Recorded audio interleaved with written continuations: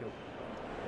Hello everyone, my name is Tommy Reynolds and I'm a portrait and travel photographer, and I'm probably best known for a lot of the work that I do with music distributors such as Sony Entertainment, Psycho Entertainment and Universal Music, and I'm probably also best known for a lot of my personal work that I like to do. And what I love to do and what we're going to be talking about today is the importance and why you should create behind the scenes content for your work.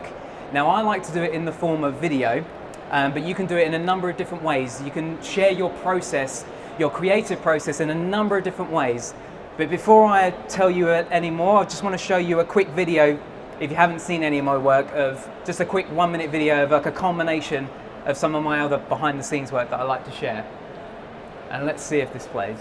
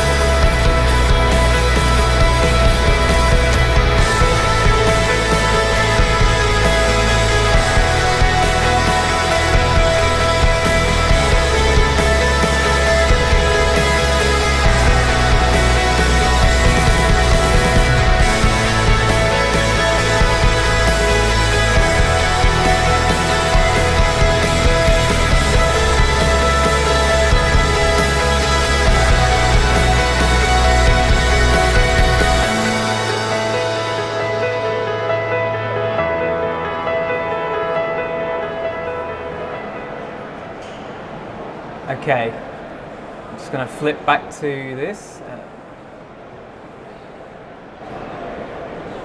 Okay, cool. Okay, so the light bulb moment for me, oh my God, there's so many of you. I'm actually really nervous, so bear with me. I've never done this, like kind of my first ever talk to this many people. So the very first time I did a behind the scenes video, I want to just digress for a brief moment. I will come back to it, but a couple of years ago, so I've been a photographer, a professional photographer for about 4 years now, and after 2 years of doing this, I was stuck in a trap of only doing work for the money. I wasn't enjoying what I was doing. So I decided that I'm gonna actually create something personal. I'm gonna do a shoot that's just for me, no client involved, so it's just on my terms, I can do whatever I wanted. And I thought, I wanna take this opportunity, and I thought, well, maybe I can get it filmed. And I come from a filmmaking background, so I actually have a degree in filmmaking. So I decided to ask my friend, my very good friend, to film the behind the scenes for me. But because I wanted to try and do it in a different way. Now, because I come from a filmmaking background, I wanted to try and see if I could make it better. I would make it a bit more cinematic, a bit more interesting, you know, have a nice bit of music behind it, you know, so it's really engaging and kind of easy to watch, really. And the response I got online for that one video was amazing. I was so amazed at how many people enjoyed watching that behind the scenes. They said it was so nice to see you working and just see how you interact with your models, with your clients. It was just, and see your lighting setup, and then you cut to the photograph, because that's something that annoys me. When I look at behind the scenes videos and I see some people where they show behind the scenes, it might just be a bit of DSLR footage in the corner, and that you never see the photo, or you don't see it till right at the very end. And I feel like, oh, you're just missing that closure. It's like, okay, I've seen the lighting setup, now I want to see the photograph. So I want to give people that closure, and I just wanted to try and do it in the most cinematic way possible. But you don't have to go as cinematic as I did, and we'll come on to other ways you can do it. It's all about the context, but I was so happy with the response that I got, and that's why I thought, I'm onto something here. I need to create more of this. This does so well online, on social media, which is obviously what we're here to talk about. Okay, so that's cool, but why bother sharing the creative process at all? What's the advantage? Now, I don't know about you, but I used to be scared to share my process or show people the lighting diagrams. I thought, well, you know, I don't want people to copy me. You will get far more back if you share people what you've done. People will respond to you so much better. They'll respect you more as a photographer and as a professional and as a person if you share your, I don't want to say secrets, because just because I show people how I did something, even if they go away and they did exactly the same thing, they're not going to get the same photograph. It's going to be slightly different every time. So I used to be scared about, oh no, I don't want to tell people what I do, but now I do it all the time. I try and do it as much as I can. With every caption that I post, I always put a little geek part that I like to put, and I always put my little EXIF data, so you know exactly what I use, what gear I use, and the response I get just on the photographs of just showing that little EXIF data, people really love it because they feel like they're a part of how it was made. You probably don't want to share your secrets or share your behind the scenes because you might be afraid that, well, I don't want, if it goes wrong, I don't want people to see that, you know? But I read a book recently by Brené Brown who talks about vulnerability and how vulnerability is not a weakness. There's a woman nodding, she's read it. Vulnerability is not a weakness, it's a strength. And if you show people that that it's not always perfect, and it isn't. Nothing is always perfect. So if you show people everything, even if it goes wrong, it doesn't matter because people will respect you. At least you tried it, right? And one story in particular. So when I went to Iceland, I was working with Phase One. They very kindly loaned me their system, and they don't know this, but I forgot my memory cards. I went all the way to Iceland and I forgot all of my memory cards. I could have kicked myself. I texted my sister who's filming me now. I said, have I left my memory cards at home? She went, yes, you have. And I could not believe it. I was straight on Amazon trying to find out how I can get a new card sent to me, but there was no Amazon that could do a next day delivery to Iceland. And I remember I posted a picture on Instagram, just a random picture, but with the caption I wrote that story. I wrote that I forgot my cards, but luckily Phase One loaned me their camera with a card inside. So I had a 16 gigabyte card left in there, and thank God it was in there. Otherwise, that just would have been a total waste of time. And because of that, I had to carry my laptop everywhere just in case I filled up that card because they're huge sizes. So my fault really. But my point is, that story got so much response on my Instagram. I got so many messages and people saying, oh, it was really refreshing to hear you say that something went wrong, because I don't know, maybe I am perceived that everything goes right, but it doesn't always go right, and we just choose not to share that sometimes. But it's not always a bad thing to just, it humanizes you. It becomes empathy. Like if you're seeing your friend and you say, how was your day? You go, yeah, it was perfect, everything great, nothing went wrong, it was all good. And then if you have that same conversation and they say, well, actually something did go wrong and it was a little bit embarrassing, but I want to tell you about it and maybe get your advice. How much more interested in this conversation are you now that I've opened up to you? And because I did that on Instagram, I got tremendous response and people really engaging and really appreciating that I shared that story and shared that behind the scenes, that little secret of mine on my Instagram. So that's just an example of why when Brené Brown says vulnerability is not a weakness, it's a strength, right? And she is so true. She is so true when it comes to that. So, but why share it at all? When I think about all of my favorite photographers and I think, why do I know them? Why do I even know of them? Most of them share their creative process. They share behind the scenes. They'll share pictures. They'll share lighting diagrams, like a behind the scenes pic from way back so you can see the lighting setup.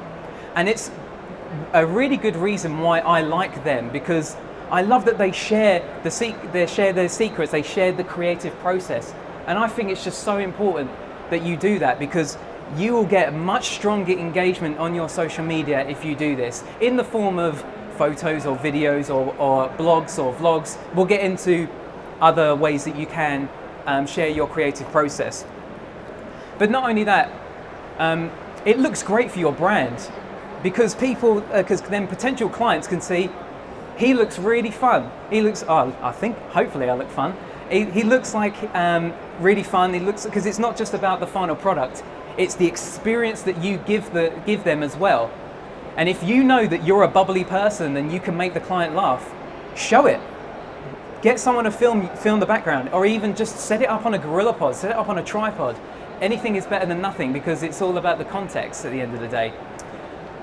So just show that creative process, because then people will then empathize and think, you know what, this is a really cool dude. You know, I'm going to enjoy a photo shoot with them, because it's not just, I believe that we are now right now that we are in a time where showing the creative process is just as important, in my opinion, as the final product itself. Showing you how you got from A to B or A to C. So don't go straight to C and just show the image. How did you get to A and B? What was the planning like? Show that, share it with us, because then your people, your followers, will feel like they're part of that journey, even if they weren't on that photo shoot. And it's just, the response I get online is amazing. It's really, really good. People now know me for my behind the scenes videos, and the way I construct them. So I don't do an awful lot of talking. I kind of leave the talking till the end. And I felt that that's a good formula, because I make a nice little film, and then you leave all the talking to the end, and then other people who aren't photographers, they won't get bored if you start talking, right, we're going to talk about this light, it does this, and then some people may switch off.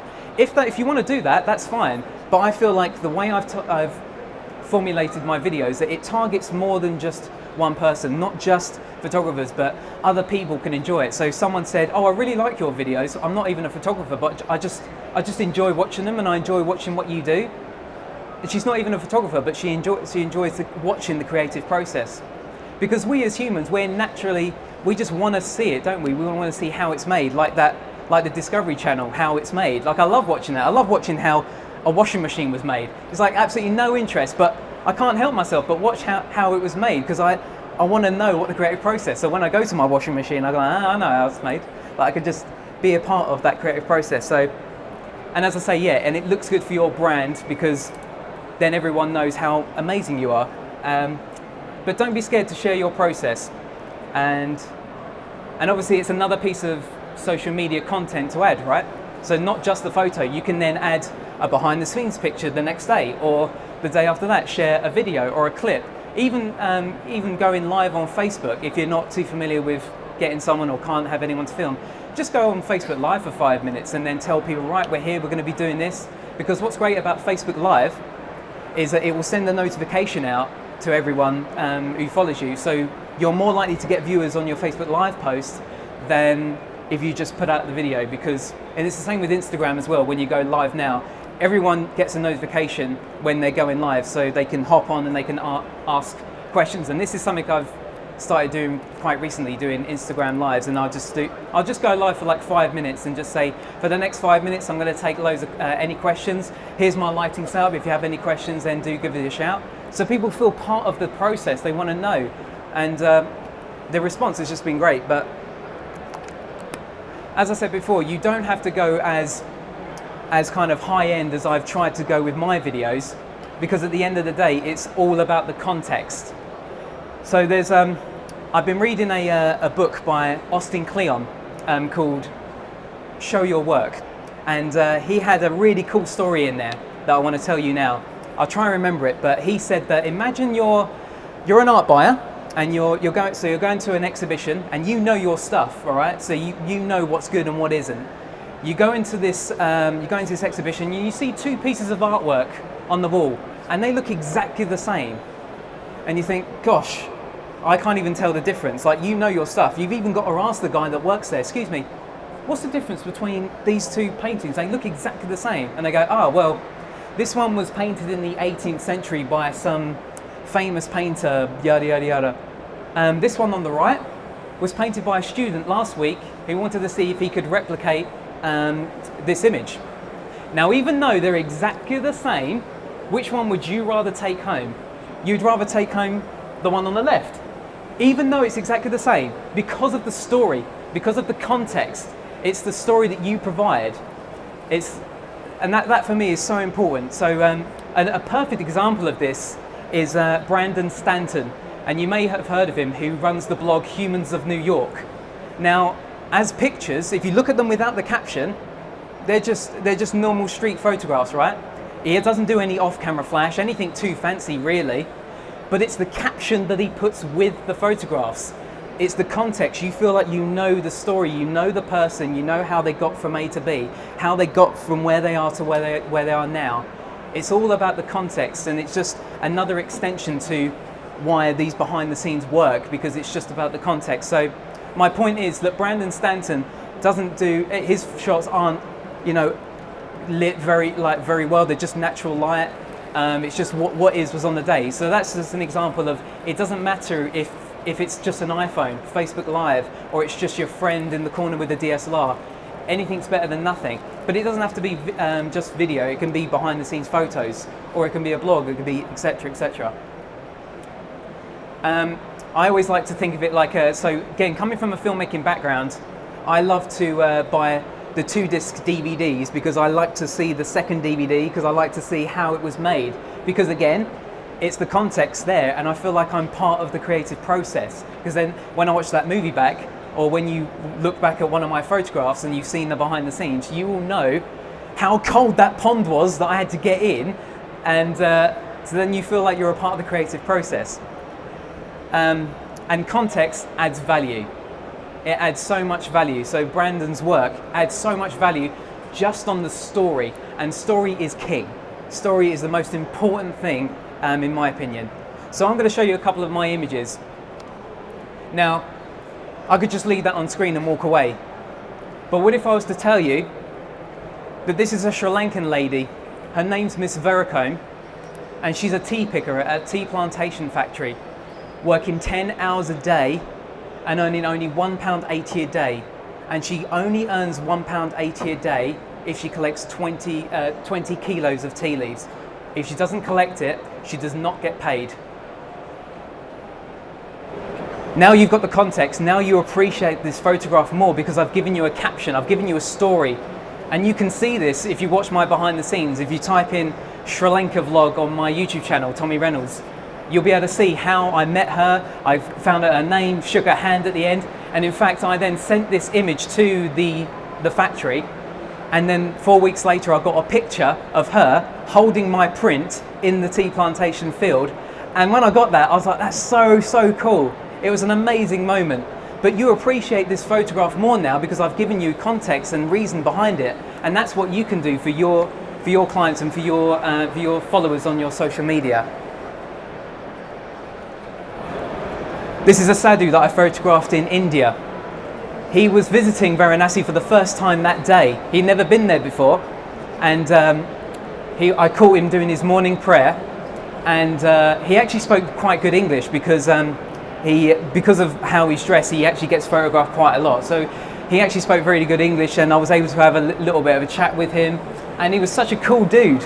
And he was even like, I didn't ask him to kind of do that, like he knew, he just knew, he just went straight to it. I just asked him to sit down and said, just carry on doing what you're doing, and then he just knew what to do for me. It was great. But so this one was taken in, we're going back to Sri Lanka, and what was really funny is I saw this guy from a distance. He's a fisherman, and this is his boat behind him, and I remember this is exactly what he was doing. And when I walked up to him, I said, hey, do you mind if I get a quick photograph? He was like, oh yeah, sure. I went, no, go back to doing what you were doing. Go back to doing what you're doing. So he kind of put his leg back up. I was like, right, yeah, you just go for that smoke, go for that smoke. And imagine the sun in the distance, and he was just like, and we got it. And he said, oh, don't show my mum, she doesn't know a smoke. I was like, okay, that's fine. Now, because I've given you context, you now appreciate this photograph more. And this is why, again, it's all about the context. So, okay, so where can it lead to doing all this? Well, this stage, it's led me to this stage. Without doing behind the scenes, I wouldn't be here talking to you guys right now. What's interesting is I'm representing Pixapro here. And how I got working with Pixapro was because of my behind the scenes videos. So at this point, I'd made 2 behind the scenes videos, and I approached Pixapro and asked if I could borrow some of their gear, and in exchange I will feature it in my next behind the scenes video. And I'm sure he wouldn't mind me telling you this, but he then said yes, and a year later I'm here now. But when I met up with him recently, I asked him, out of interest, would you have taken a chance on me if you hadn't seen a behind the scenes video? And he said, probably not. I said, why? And he said, well, because I could see that you were a nice guy. I liked how you presented the video. You seemed really cool, really chilled out. It puts a face to the name. It puts a face to the picture. That's it. It puts a face to the picture rather than just seeing the picture. He saw what I was about. And so I think that's really cool. So I would not have got this, I wouldn't be standing here without doing behind the scenes. And that's again why for me it's important. And because of my India video as well, I've been approached by an Indian excursion company, and I'm going to be going back to India at the end of this year, leading a photographic tour around Agra and Varanasi and one other place that I can't think of right now. But that was only because he saw my Sri Lanka and my India video. So we're now at a time where the creative process is just as important to share as the final product. And it's why personal work is so important. So I encourage everyone to do personal work, and don't wait until you have a client, because you might feel a bit pressured to do a good job because it's being filmed or it's being photographed or whatever. So do it on personal work, and that's what I do. And it's probably now what I've become more known for, is the work that I do away from my client work. But here is just some other ways that I've thought of how you can share your creative process. So I like to do it in the form of video and some behind the scenes pictures, but you could do any of these, even just sketches and uploading that to Facebook and sharing that and say, got a really exciting shoot coming up, here's my sketch, here's my kind of plan for it, really hoping it goes well, you know, and you're planting the seed, and then when you show the final thing, you can then refer back to this, and people just really engaged and feel really a part of it. And I think that is roughly my end of talk. I didn't really plan for an outro, but that for me is why behind the scenes is so important. Thank you very much for listening. Thank you.